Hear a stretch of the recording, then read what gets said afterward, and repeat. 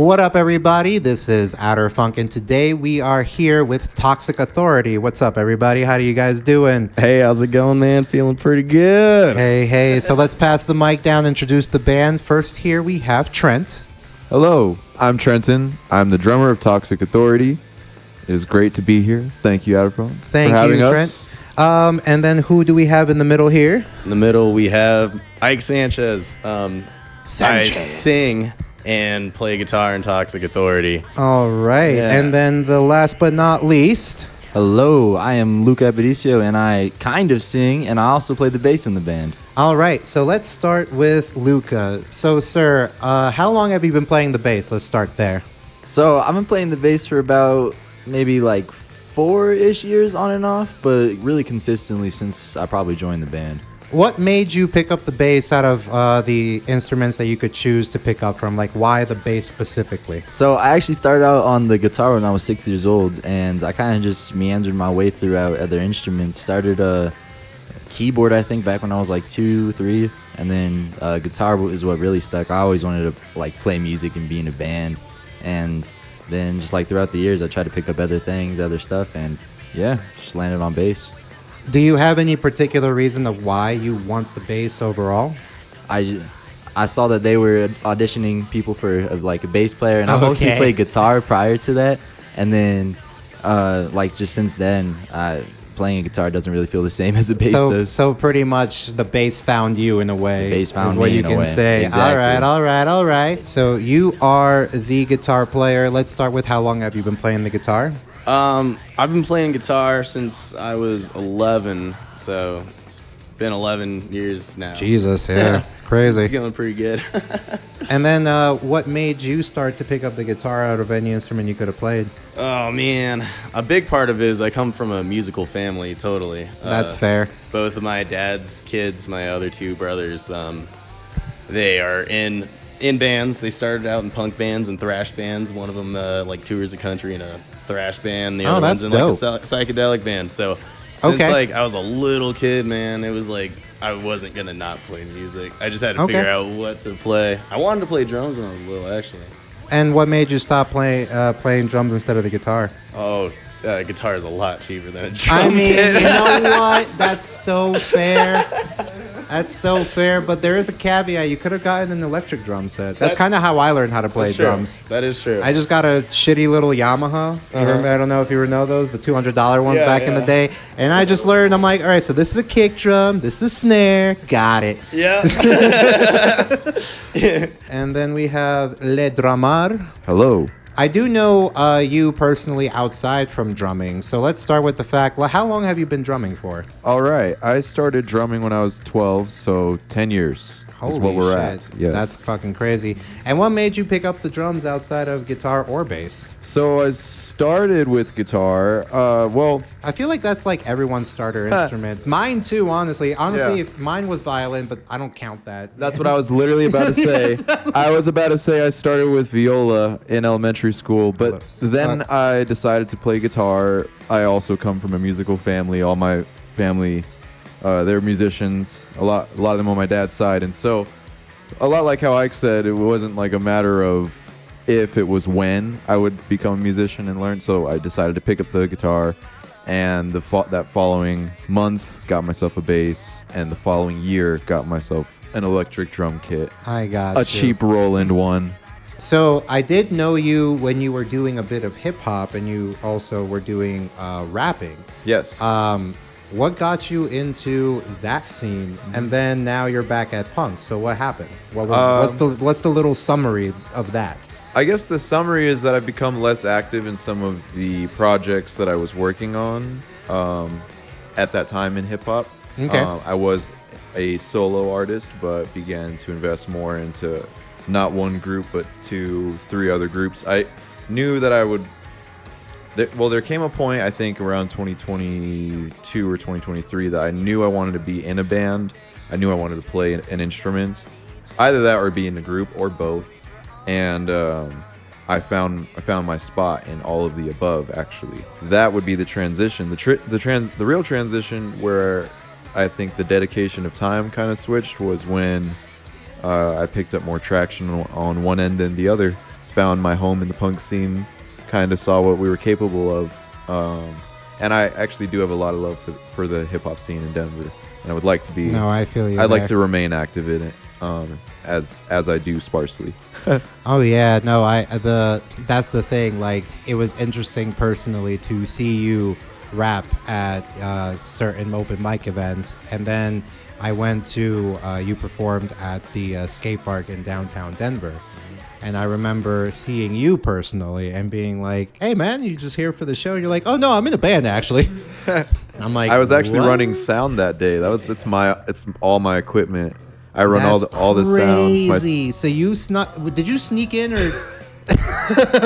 You, All right. you didn't come to the one that got shut down. I think you came to the second. No, but I saw the one that got shut down. I saw on video. You came to the good one. It was great. I was great. shocked. First of all, Yeah. let me tell you, I did not know that Denver had an active punk scene. Let's just start there. I didn't know punk was still rocking. Like, holy shit. And then y'all were playing punk that I'm like, wow, no, this is not bullshit punk. No, this is punk. This is crazy. Those shows were a lot of fun, and in fact, we consider them a huge turning point. They were huge for us. Just seeing like the impact we can. I mean, that's the most have. punk shit ever. Just Yeah. sneak into a skate park, set up equipment, generators humming in the background. No one We gives rented a the shit. generator. I I put saw put the down my generator. I saw deposit. him. I'm like, oh, and he plugged it into the. Hey, let's go! Fuck the city's money and their electricity. Punk. No, it was dope. It was the dopest shit ever. I'm like, did was they? a lot of fun. Did they allow this? Is this the thing? And the thing is that you couldn't really hear anything until you got into the skate park because the skate park itself is loud. I think it's a good time for music, especially music that's like anti-establishment because of, well, the establishment that's going on currently. Yeah. So I can see why punk is starting to rise as it is, but it's kind of cool to just see it because it was like I think it was like 4 or 5 bands doing it and stuff like that. So cool, guys. That's really fucking dope. Yeah, dude. As to add on to the punk is kind of having its moment again. It's like, you know, when we went to Salt Lake City, we were kind of talking about, like, on our tour, we were talking about how Salt Lake City, one of us was like, is there a punk scene there? And we're like, oh yeah, dude, because it's such like a Because of the Mormons. yeah, seriously, it's such a religious town that the anti-culture has to just be as big, if not bigger.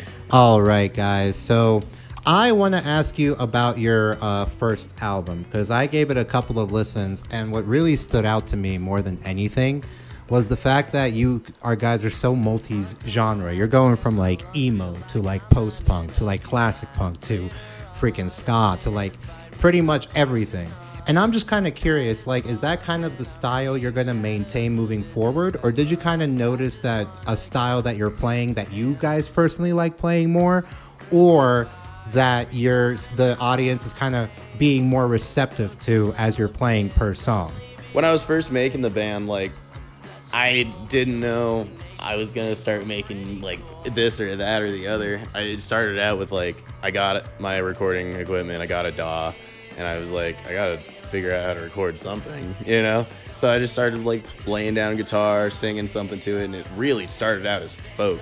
Like, we have this song called Queensland Ghost that's kind of like our odd one out that we play at live shows.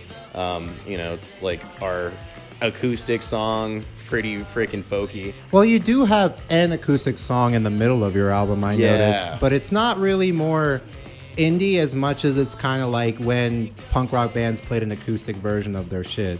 So, like, I did notice that a little bit, but so you were going to start out as a folksy band, and then what made it go into the direction of punk? Well, yeah, with what getting started, it was all like folk, and then I just kept leveling up, figured out how to program drums, and I was like, oh, okay, I can like expand more than just like guitar and vocals. So I added a little distortion, started playing around with metal, this and that, made that song No Solution that we have on this album, and that was like the first punk song I had ever written, and our first punk song. And seriously, like, we're writing music ever since then. It's like I started with folk, everything in between, and then punk. And I was like, I really like that diversity. I got you. Yeah. So So you went from I'm doing this, I'm doing that, but what made punk stick the most? Like, what made it stick the landing? I guess the big thing is my brother was in this metal band, and wanting to kind of replicate that a little bit, I wanted to lean into something heavy, distorted. It naturally kind of landed on punk because all my favorite bands at the time were punk bands. Okay. And I was like, let's try it out. Yeah, totally. So that was the route for sure. And as far as where we're going with music, we're definitely not sticking to any single genre anytime soon. Okay. I think that's like our niche, you know. I think that's the thing that makes Toxic Authority Toxic Authority. It's because you can't put a label on us. Okay. A big thing that a lot of people like throughout the years have been criticizing us for is, dude, like, I want to hear that one song, like, but I want to hear the rest of your songs sound like that. And I'm like, That's kind of why I asked you that question, because that's the issue that most audience members have with bands is Yep. they're like, all right, so I like this song, but then you play something completely different here. Why can't you just stick to a genre? Why can't you just make yourself into 12 different bands with the 12 different genres then? yeah.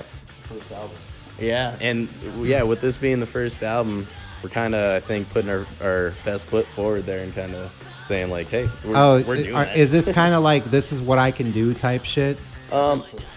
Yeah, more or less. This is our sound is whatever we feel like writing in the moment that we write it. Okay. So like nothing is specifically punk, but it, you know, obviously is the roots. Okay, so like, do you get so you don't get too much pushback from the fact that you make multiple subgenres of punk instead of kind of keeping with like a specific style or sound? Yeah, you know what? Like before this album dropped, people were giving us a lot more negative criticism about having, being all over the place. But since this album released and we actually have, mastered album recorded and we feel good about it, people are starting to, kind of recognize the gem in the having a bunch of different things in the band, All right. And I also think that like the coolest part about it is nobody hates us. You'll find a song you'll like. I mean, you know what? That's totally fair. But do you ever feel that because you are spreading yourself so thin, you won't be able to establish a main core audience? I think our core, like, we call ourselves punkish. Okay. All right. You know what? Sure. Because like there are parts where I'm like, this is emo. Oh, this is screamo. You know what I mean? Yeah. Like, and then when you do breakdowns, I'm like, this is pretty much a day to remember breakdowns. You Yep. know what I'm saying? Like, Totally. yeah. So it's like you're pretty much doing a Frankenstein of a song. Yeah. And most of your songs are Frankensteins. Mm-hmm. So I'm like, it does take you on a journey for sure. Like, it is a very interesting journey. But if you're trying to have an audience that only listens to screamo or only listens to, you know what I'm saying? Like, that might be kind of like a disconnect where they're like, I really like this song, but then the rest of these songs are like not my style. You know what I mean? Yeah, we'll definitely. Oh, are you gonna do this thing like, okay, so this is our screamo record, and this is our punk rock record, and then this is. We'll definitely have more records. I'm sorry. We'll have more records to come that are like more leaning to a specific genre than the others. Because like, I go through phases in songwriting where like there'll Which be is fair. 6 months where all my songs kind of sound similar, and so putting together an album, there's a solid chance it'll go like a little bit hardcore, a little bit more punk, maybe a little bit more folk even. Okay. So you want to be just kind of like a whole variety. Nothing can stop you where musically, because you're obviously musically talented. I can tell you guys are very tight. Yeah, and thank your you. recordings are tight. Whoever mastered your music, good job. Oh, good job. It sounds very good, very tight. I really like how all of the instrumentation is blended really well. Like, quick question: who taught you how to do that? Self-taught? Did you go to school? Began self-taught in my own production, but eventually took 2 years of trade school at Heard. Warren Tech, which was just during my junior and senior year of high school, where I could essentially trade my electives to be something that I chose it to be, such as audio production. And that's what led me to have a lot of connections where I can continue to work in the field, but also just apply myself.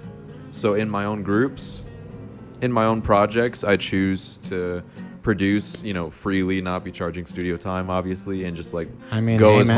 hard as I can on everything that I can do vocationally, Yeah. And so I taught myself up to this point. I mean, they really got me the foundation. They got me some of the first things started, but I'm sure, as everyone knows. I mean, mastering can't be taught in one class.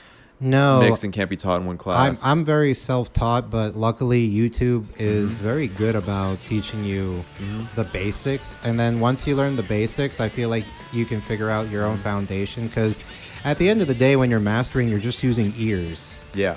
Like, yeah, you can obviously look at a spectrogram for frequencies to see anything you can't hear with your ears, but you're really just using your ears. Yeah. So that's kind of like the way I learned how to master was like, if I'm seeing on a graph what's going on, but then I hear it, I'm like, okay, I don't really need to see it anymore because I kind of can visually see what I'm hearing in my head now. Totally. I guess that's how it works for me. I think so too. There comes a point where between someone who needs more work on their masters and someone who might be at a point where they feel more comfortable, and the point is just beginning to tune your craft, tune your ear, that ear that you use. Yeah. If you find the pocket that is right for you, then that's what you roll with, and that's, I think, the sound that somebody is ultimately that's gonna be the DNA of their sound for the rest of their career, no matter what changes they'll eventually make. I mean, I think we are all different. That's what's very important, is being able to have the variation. We were originally gonna master with his brother, and plans go one way or the other. We were happy to give it a shot ourselves, and it turned out pretty good. Yeah, that's dope. So it's a self-mastered, self-recorded. Self-recorded at home. Are you guys doing a label, or is this independently released? This is independent. This is totally independent as a group. Yep. So we're going to pass it over here to Luca. So, Luca, how did you discover the band, and also how did you become their bass player? Yeah, so I am still in high school, and me and my friends, we would just go to a bunch of like punk shows and just shows during the summer because we didn't know what else to do. We were bored. Oh, yeah, I feel you. Yeah, and we really liked seeing Toxic Authority, and we went to like a bunch of those Deep Park shows and stuff. And then at one point, my friend just sent in the group chat one of their stories. I was like, "Hey, looking for a bassist," and he said, "Oh man, you should try out for this." And I said, maybe I don't think I'll make it. But I just sent them a message just for like shits and giggles, just to see what was up. Do you do voice acting, sir? No, but should I? I mean, honestly, yeah, that was fun. Do some voices real quick, just for fun. Like, say, "Hi, my name is Luca" in a voice. Oh, homie. Oh, homie. Is that your mark? Oh, homie. Oh, homie. Hi, my name is Luca. So did you have, when you auditioned, how did you audition? What did that process look like for you? Yeah, so I just sent them the message, just being like, "Hey, what's up? How's all this working?" And they hit me back with like, "Oh yeah, just send a video showing that you know how to play bass and you're not just trying to LARP this." And so I did all that, and then it went on to round 2, which was like they sent me some of like the song forms to some of the songs that they had out, and I like learned how to do that, and then go to an in-person audition to play those songs. And yeah. How many people were you competing with? Like five people. Yeah. So why did you choose him? Just kind of out of curiosity, what made you choose him? I'd say that Luca, we knew at that point that everybody knew how to play bass. Like, Okay, yeah. You know, because we purposely made that audition process like unreasonably grueling and like unnecessarily just so much bullshit you have to like rings to jump through, you know? I mean, fair, yeah. Just to like, sort out the week, and it worked. We had probably 30 people audition. Okay. 5 people made it to in person. Oh shit. So it really did filter out a lot Damn, you of have people. 30 people audition to be damn. Around oh shit. there, around oh there. shit. It was like That's 20. I'd say. crazy. Wow. And then you chose 5, and then you were like Luca fit because. Because, at that point, it was everybody, we know you know how to play our songs. We've seen you play it like 3 times at this point. It was, how do we get along in person? All 3 of us together, and how does this chemistry look when we try to put what you've been practicing for a week, just throw you to the wolves, toss him in the water, learn how to swim. And for him, we noticed like some kind of quick thinking on his toes kind of things. And for him, like never really having the whole band experience, this serious. Yeah. And for him to kind of have the moments where he would mess up, we would see him like kind of catch it, and a couple seconds later he's back on track. I got you. So quick on his feet, good at improv. Yeah, we hung out for about 20-30 minutes after the audition outside and just like shot the shit. And seriously, we're like, wow, I could share a tour van with you, and your skills are already like kind of what we're looking for. Hell yeah, So, dude. Well, congratulations, man. That's awesome to hear. In terms of the album, I liked it. Me and my girl were chilling here, vibing, listening, cooking, cleaning, just kind of letting it play and letting it play out and be like, oh yeah, this is fucking dope. We were like Great. rocking out to certain parts. So personally, big fan of it. The only thing that confused me was because I'm not a big emo fan. I didn't grow up sad. I grew up angry. So I mostly listened to punk rock growing up. So the emo parts and the screamo parts were like, but my girl liked emo and screamo, so that's why it's like it was an album for the both of us because That's you know, interesting. who writes your songs? That would be Ike. Okay, so Ike you write does- all the songs? All the structuring, yes. Ooh boy! All the Did you structuring and learn lyrics. because you have a musical family, or did you teach yourself? Did you learn from school?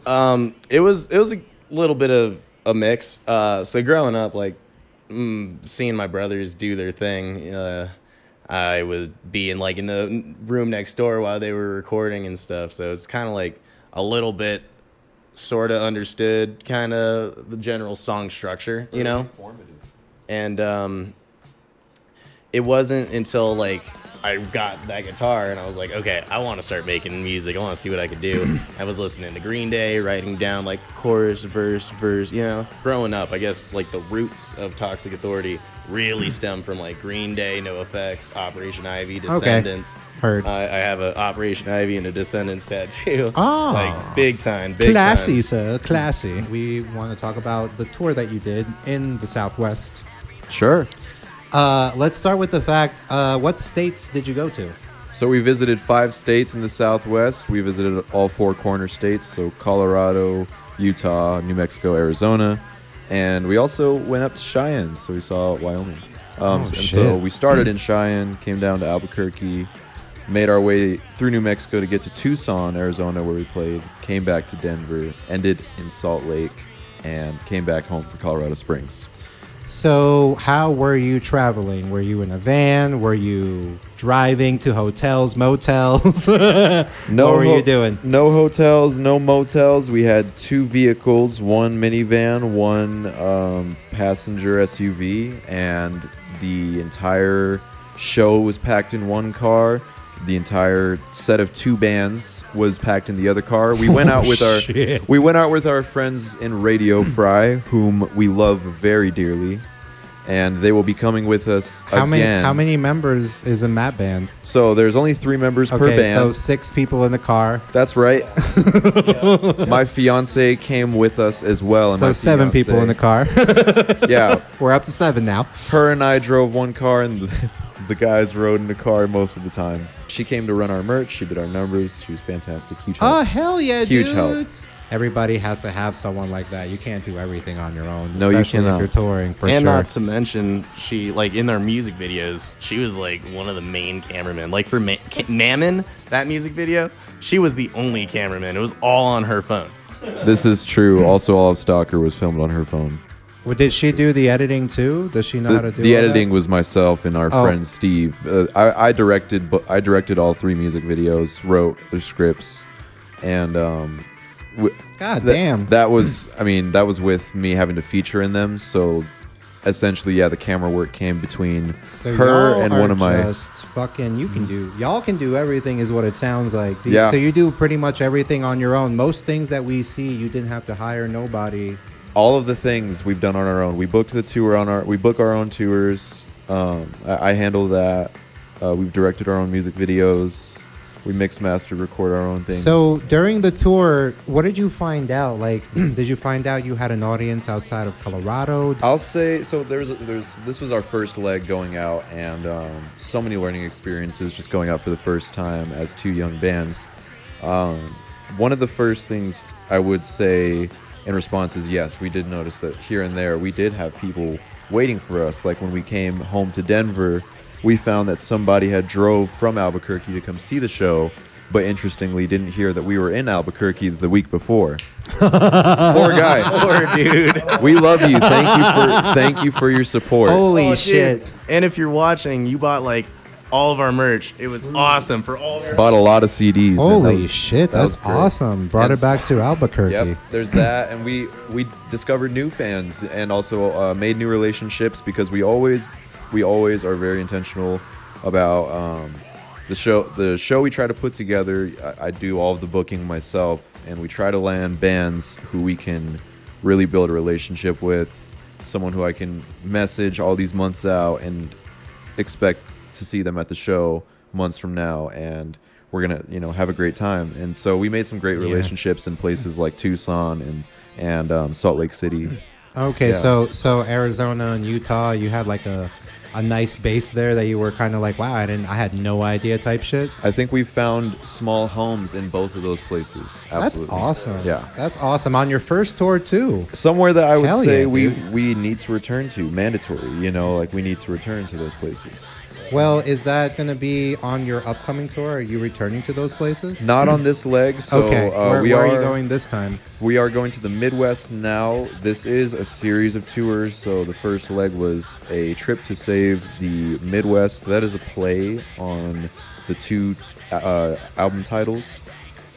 God Saves the band. Worst. Yep, God Save the Worst is our album, and the band that we go on tour with, Radio Fry, they have a record called A Trip to the Moon. So A Trip to the Moon and God Save the Worst, we turn the tour into a trip to save the X. Moon? Oh. And so the first leg was called A Trip to Save the Southwest 2026. Oh, I get it now. Now we are going to do Okay. a trip to save the Midwest. That's where we're going next. We're going to hit 12 cities. Damn.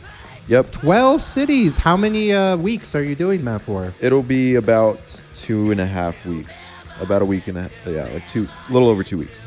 That is wild, dude. That's so cool. Like, how are you able to book your shows outside of state? Do you kind of like go, oh, hey, we're like kind of up and coming. I think we'll fill up your spot? Or like, is that kind of how the conversation goes? Or just like, listen to our music if you like us, book us type shit? Like, All of the above. There's a Okay. there's a pitch there, and it comes with a lot of formalization, and it took some refining. I started with the Southwest, booked that myself, and learned a lot.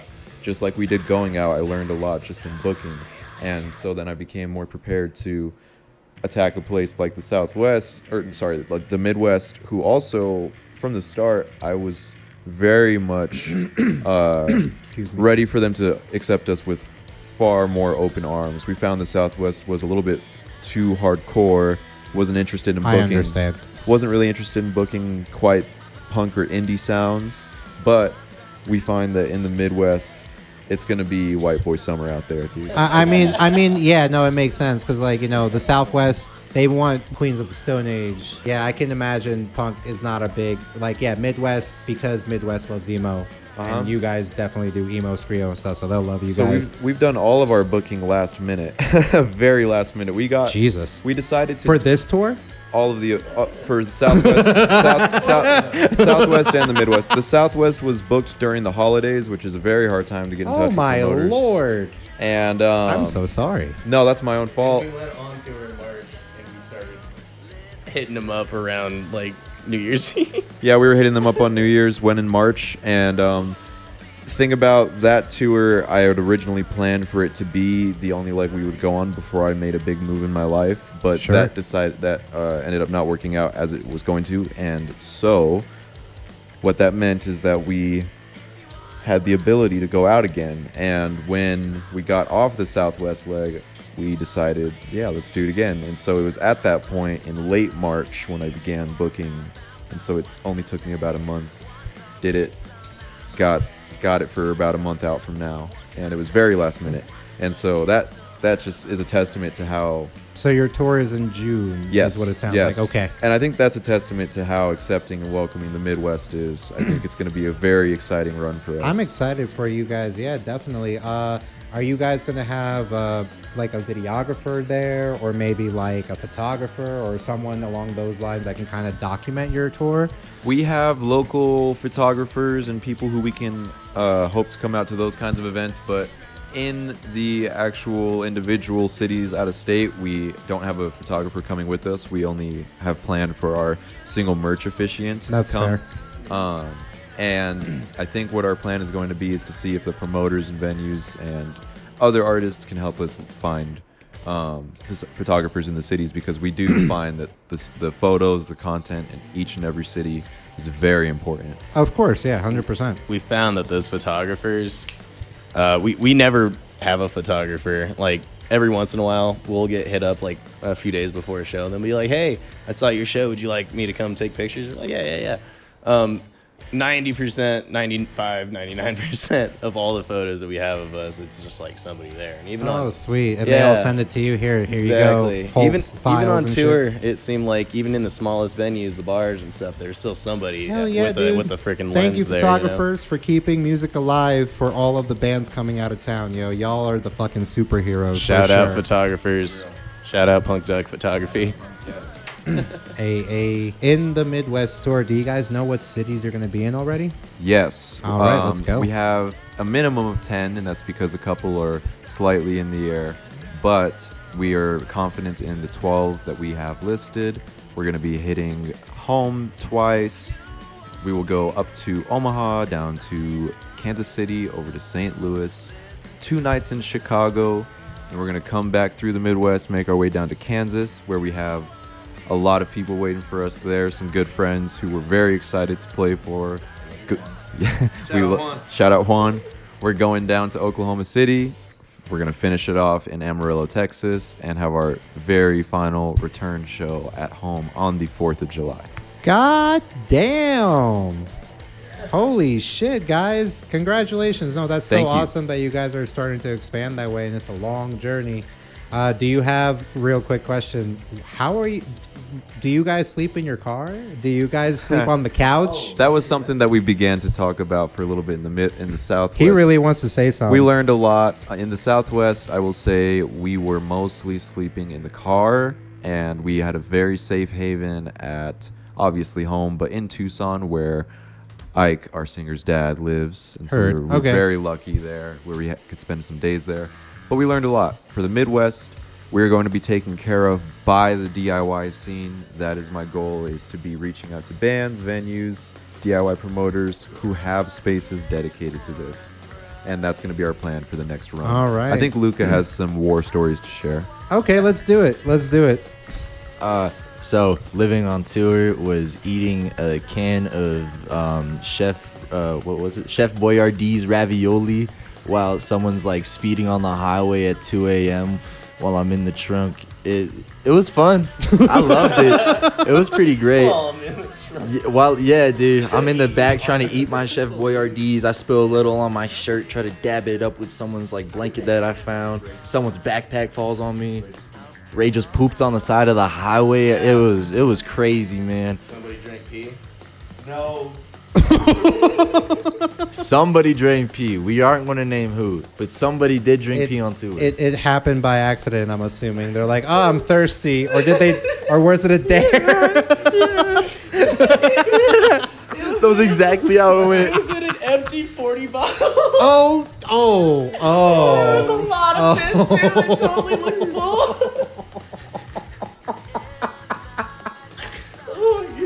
Oh my god. That's Moral of the story, tour is fun. You should go on tour. Do you guys have any sort of people that follow you yet? Just curious. Do you know of anybody that follows you on your tour or is gonna follow you on your tour? The people who come out for us at any time, rain or shine, are our friends in Kansas. We have a group of friends who started with one friend, Juan, who decided to come out to the D Park show. Juan and Devin, I guess they came out as a group, and they have come out to shows ever since. We've always been able to count on them. That's why we're so excited to go see them in their home state. You're for the like, first now time we're go coming play to them. you. Exactly. And I have Hell a yeah. feeling we can count on them to meet us at all 3 of those Kansas shows. Oh, that's fucking dope. Well, you know what? Let's just get to the plugs and the closings. And that was Toxic Authority, guys. I had a great time hanging out with y'all, talking with y'all. Likewise, man. Good luck on your Midwest tour. Good luck on spreading your album out to everybody. So let's talk about some plugs. Actually, do you have any physical copies of your album? Yeah, actually, we printed out like several. We're in stores all around Denver. You can find God Save the Worst, this new album, all over Denver. Go check out your local record store. Go to the CD section. Go ahead and listen. I was going to say vinyl, CD, cassette. We have CDs only right now. You can Okay. find them at our shows. But if you happen to be in the Denver metro area, please go ahead and stop by either Angelo's Aurora, Broadway, Wax Tracks in Capitol Hill. Damn, you got it in Wax Tracks? Chain Dope. Chain Reaction in Lakewood. Please go ahead, check us out, find us in stores. Can we also buy your merch in like a website or something?